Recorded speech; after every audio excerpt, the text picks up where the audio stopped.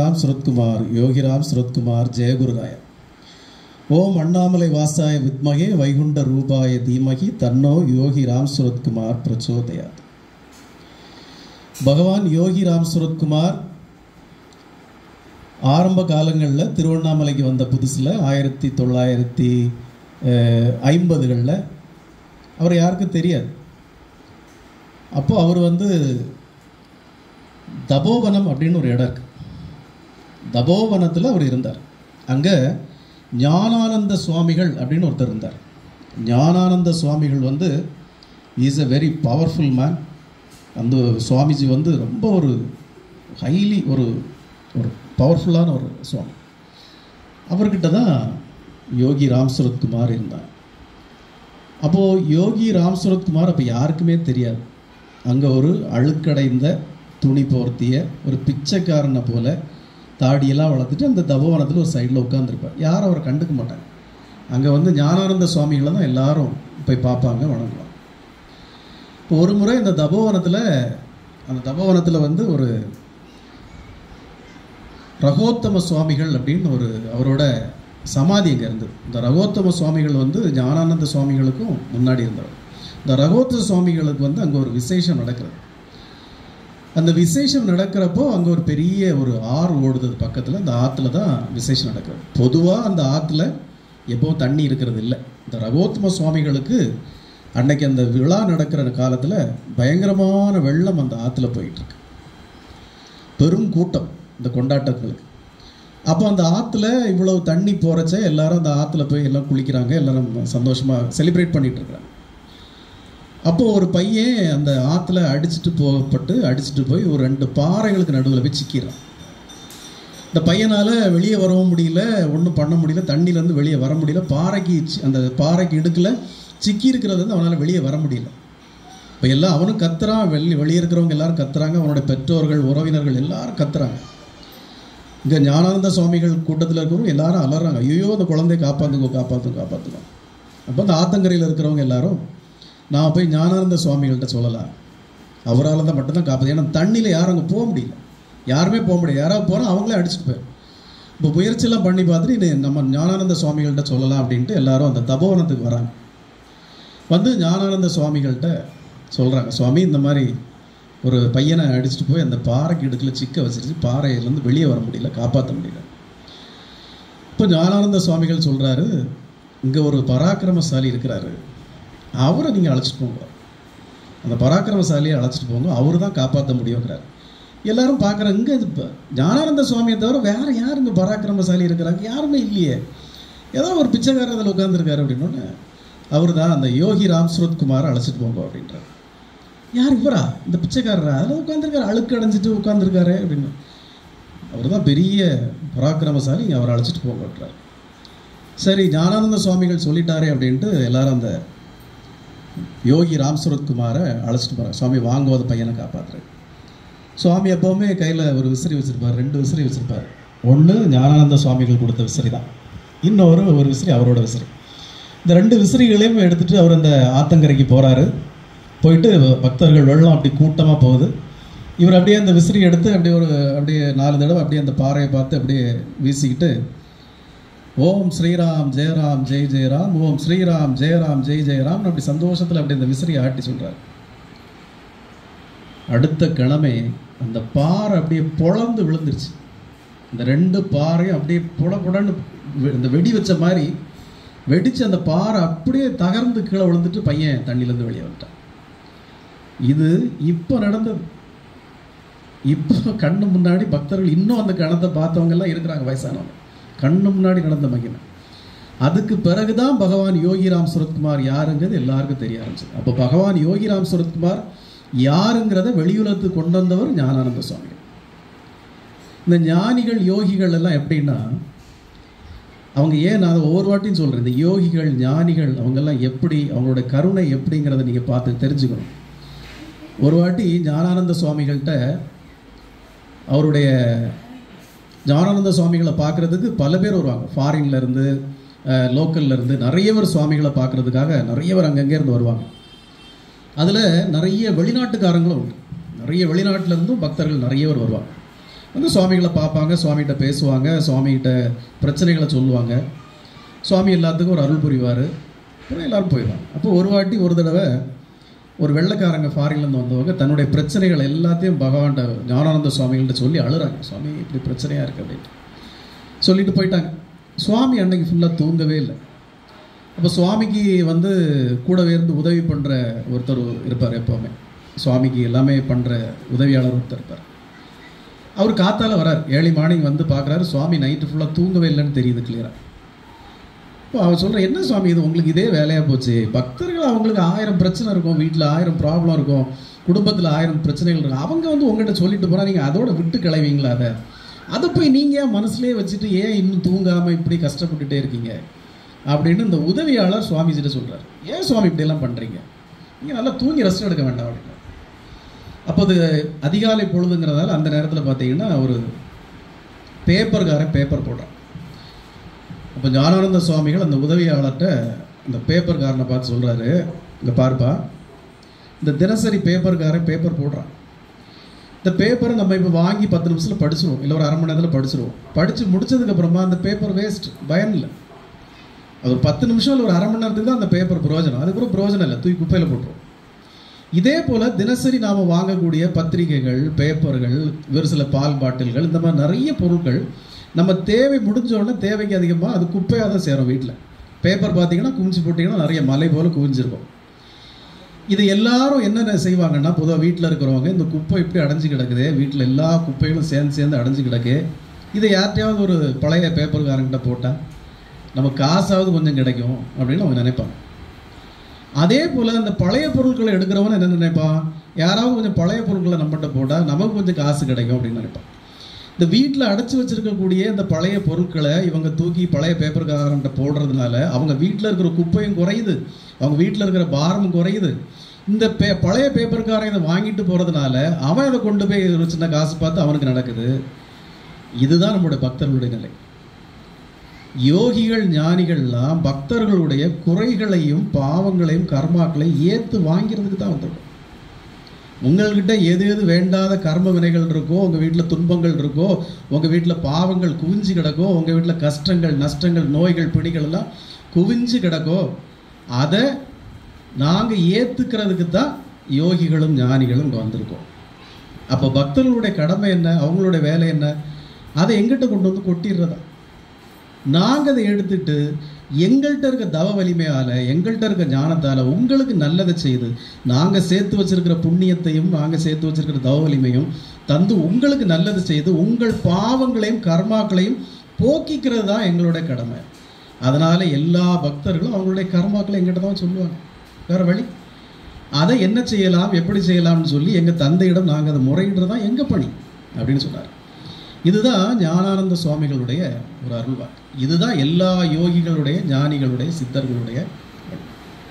இதை நம்ம இப்போ எவ்வளோதான் இந்த யோகிகளை பற்றி, ஞானிகளை பற்றி பக்தர்களுக்கு நம்ம எடுத்து எடுத்து எடுத்து நம்ம சொல்லிக்கிட்டே இருக்கிறோம். எடுத்துட்டு சொன்னாலும் சரியான புரிதல் இன்னும் யாருக்கும் சரியாக வந்த மாதிரி எனக்கு தெரியல. ஏன்னா நம்ம அந்த யோகி ராம் சுரத்குமார் நாம பிரச்சார குடியிலேருந்து நாமளும் எவ்வளவோ கற்றுன்னு கத்துறோம். யோகிகளை எப்படி வழிபடணும், யோகிகளுடைய கட்டாயம் என்ன, யோகிகளுடைய வழிபாட்டு முறை என்ன, யோகிகளை நாம் ஏன் வழிபடணும், இந்த கலியுகத்தில் ஏன் நம்ம யோகிகளை மட்டும் வழிபட்டால் நமக்கு சிறப்புன்னு சொல்லி எவ்வளோ சொல்கிறோம். யாருக்கு புரியுது? எத்தனை பேர் வராங்க, கேட்குறாங்க, வந்தாங்க, போயிடுறாங்க. ஆனால் ஒரு சில பேரோட நினைப்பு எப்படி இருக்கும்னா, நாம் போனோம் அப்புறம் வந்தோம், நமக்கு ஒன்றும் பெருசாக மாறுதல் இல்லை, இன்னும் இப்போ அடுத்து ரெகுலராக இருப்போர் சொன்ன மாதிரி போயிட்டதால என்ன நடந்துட போகுது அப்படின்னு நம்ம நினைக்கலாம் நிறைய பேர். ஆனால் தொடுத்து வந்துட்டுருக்கிறது நம்ம கொஞ்சம் பேர் வந்துட்டுருக்கோம். இது இந்த காலம் மட்டும் இல்லை, அந்த காலத்திலேருந்தே எந்த ஒரு பெரிய விஷயத்தை யாருக்கு சொன்னாலும் அதில் ஒரு பெரிய நம்பிக்கை உடனே வந்துடாது. அதற்கு ஒரு உதாரணமாக மகாபாரத போர்னு முடிவாகி போச்சு. மகாபாரத போர்னு நடக்கிறதுக்கு முடிவாகி போச்சு. இந்த தடுத்து நிறுத்துறதுக்காக பகவான் கிருஷ்ணர் எல்லாருமே நிறைய முயற்சிகள் எடுத்தாங்க. தர்மர் எடுத்தார், பகவான் கிருஷ்ணர் எடுத்தார், குந்தி தேவி எடுத்தாப்புல நிறைய பேர் இந்த போர் நடக்காமல் இருக்கிறதுக்கு நிறைய முயற்சிகள் எடுத்தாங்க. ஆனால் எதுலேயுமே அவங்க எதிர்த்தரப்பு துரியோதன தரப்பு ஒத்துக்கலை. போர் தான் பார்த்துருவோம் அப்படி என்னன்னு முடிவு பண்ணிட்டாங்க. போர் நடக்குது, போர்க்களத்துக்கு எல்லாரும் வந்தாச்சு. அப்போ பகவான் ஸ்ரீ கிருஷ்ணர் வந்து எல்லாத்தையும் ப்ரமோட் பண்ணி எல்லாத்தையும் சரி பண்ணி தான் கொண்டு வந்திருக்காரு.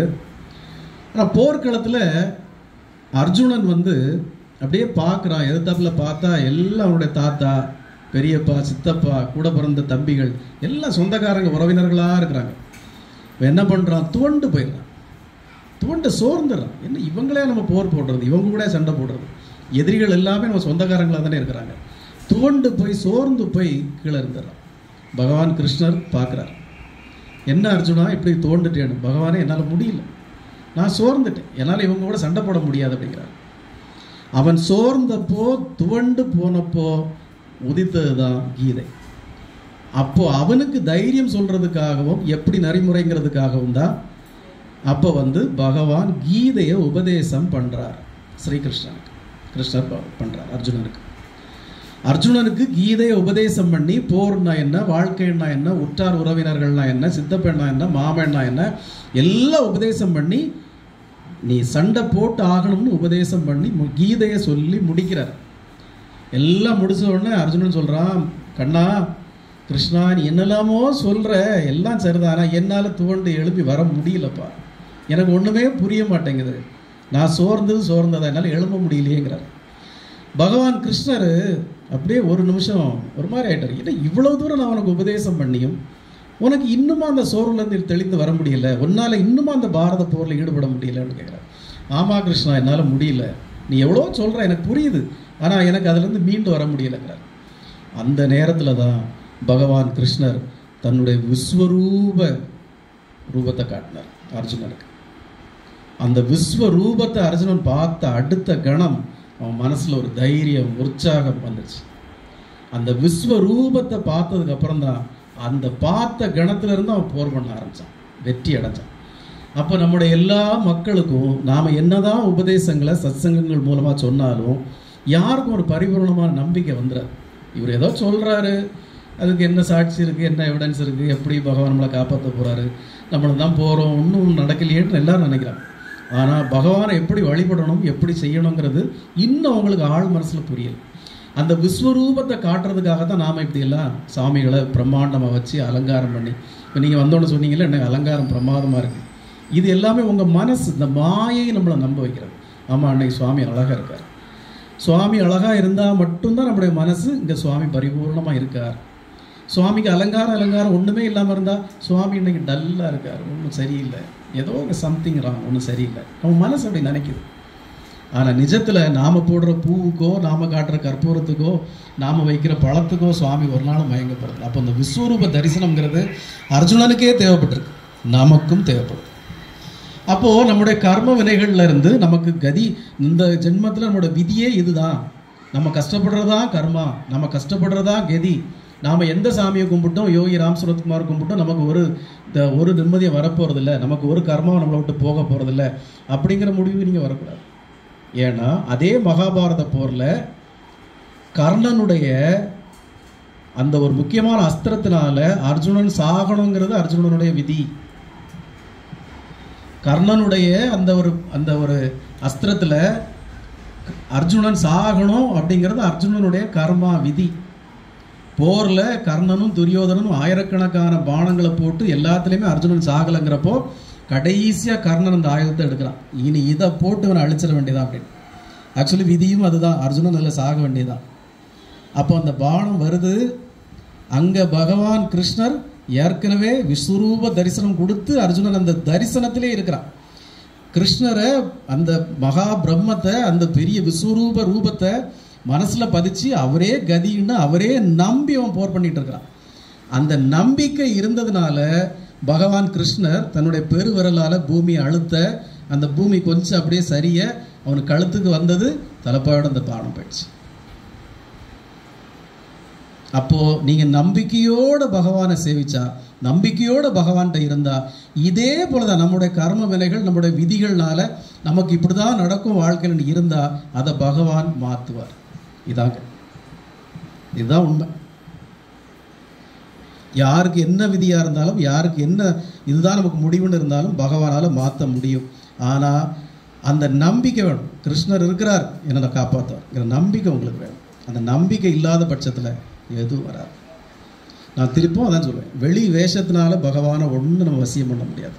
நான் அழகான சேரீ கட்டியிருக்கேன், அழகாக மேக்கப் போட்டிருக்கேன், அழகான பூ வச்சுருக்கேன், அழகான செயின்லாம் போட்டிருக்கேன், நான் பகவானை கும்பிட போகிறேன், கோயிலுக்கு போகிறேன், எதுவும் நமக்கு தேவையில்லை. பகவான்கிட்ட பரிபூர்ணமாக சாஷ்டாங்கமாக நம்ம பணிஞ்சு விழுந்து நீரே கதின்னு விழுந்தா மட்டும்தான் இந்த கர்மாக்கள்லேருந்து நம்மளால் விடுபட முடியும்.